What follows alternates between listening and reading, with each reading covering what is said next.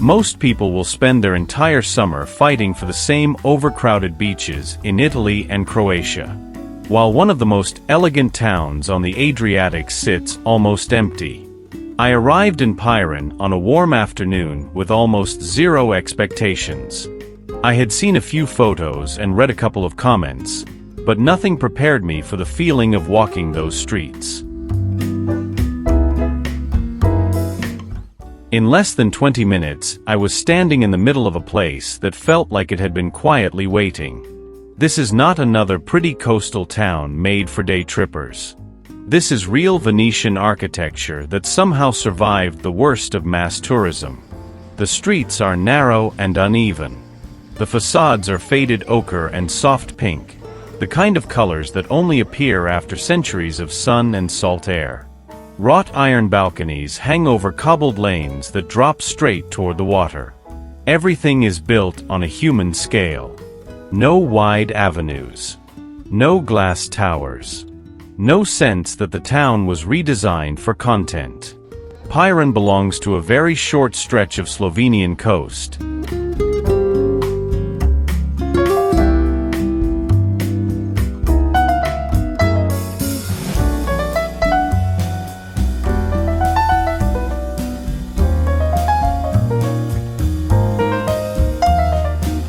And each town next to it has a completely different personality.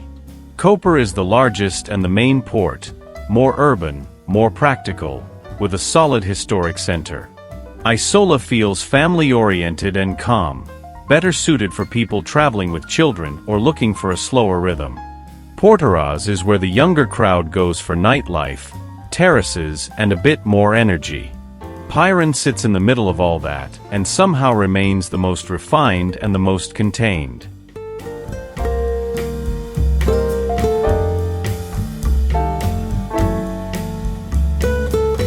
The first time I walked down to the waterfront, I actually stopped walking. The sea was clear and still. There was no loud music, no vendors shouting, no endless rows of sunbeds packed together. Just clean stone platforms, a few people swimming quietly, and the sound of the water against the rocks. In a region where so many beaches already feel used up and neglected, this level of care stands out immediately.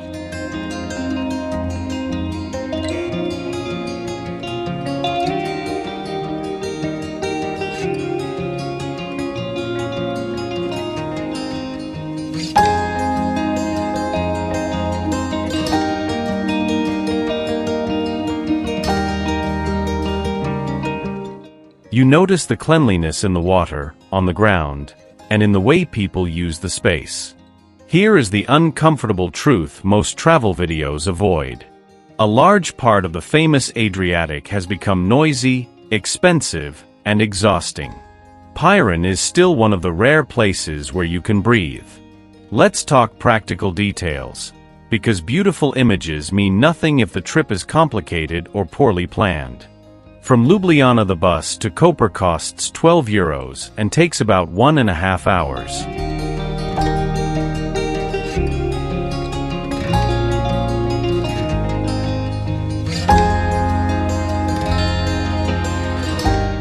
From Koper it is then easy to reach Piran. If you prefer to drive, the journey is comfortable and distances in Slovenia are short. Once you arrive, the best decision is to leave the car parked and move on foot.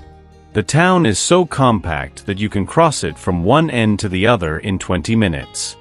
That small size is not a limitation, it is part of its strength. On the budget, I will be direct. In high season, a decent room in the historic center can cost between €80 and €120 a night if you book late. With a bit of planning or by staying slightly outside the absolute core, you can still find more reasonable options. Eating well does not have to destroy your budget. A plate of fresh fish, a salad and a glass of local wine usually stays within a comfortable range for most European travelers. It is not a cheap destination, but it is still fair for what you receive in return. Space, quiet, and a level of preservation that has become rare.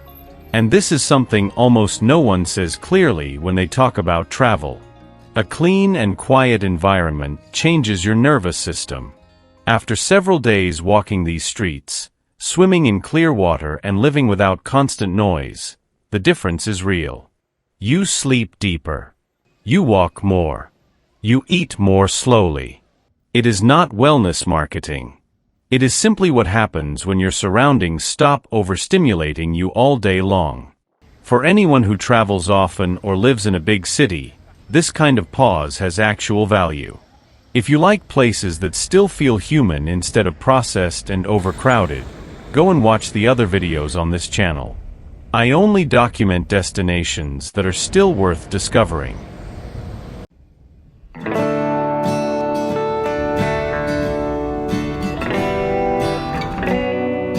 The food here is simple and honest. Grilled fish, seafood, the occasional pasta with clear Italian influence, and wines from the region. Nothing is overcomplicated on the plate.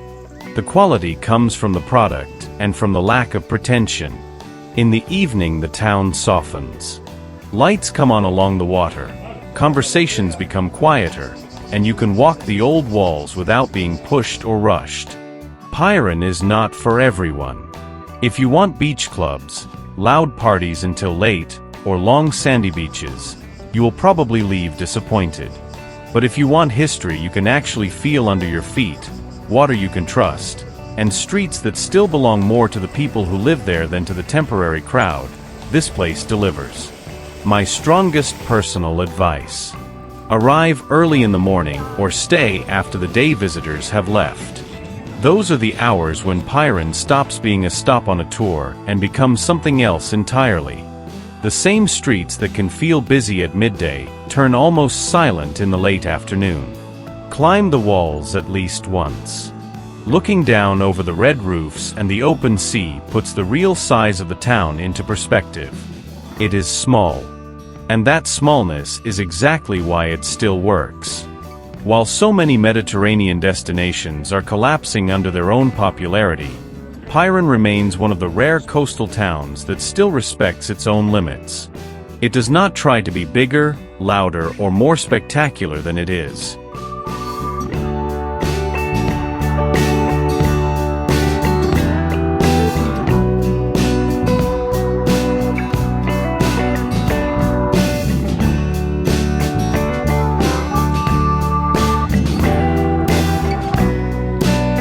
That restraint is precisely what makes it valuable today.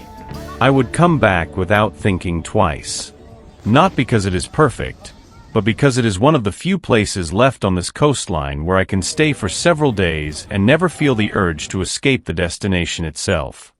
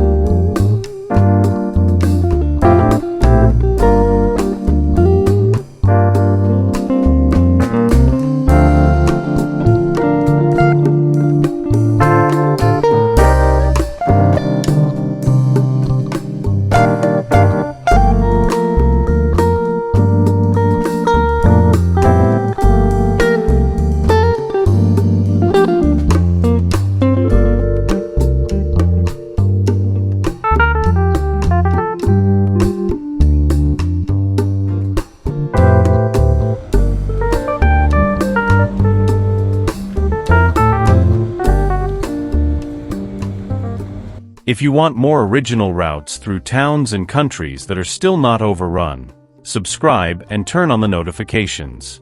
I will keep showing the ones that are actually worth your time. See you in the next one.